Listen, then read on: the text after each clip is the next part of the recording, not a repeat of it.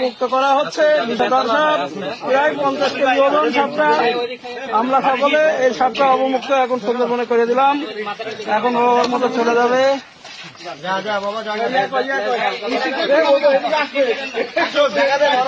ছেড়ে দেন, ওদিক দিয়ে দেখ, সমস্যা কি?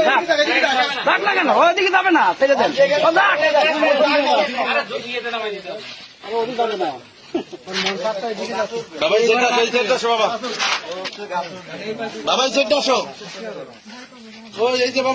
আরে ওর উত্তম মাধ্যম জানে।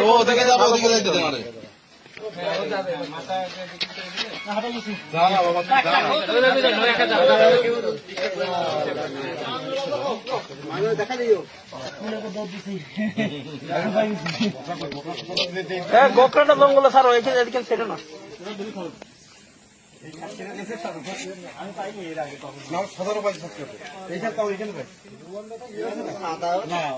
সতেরো পাইছি শিয়াল পাইছি, হাজারও পাইছি।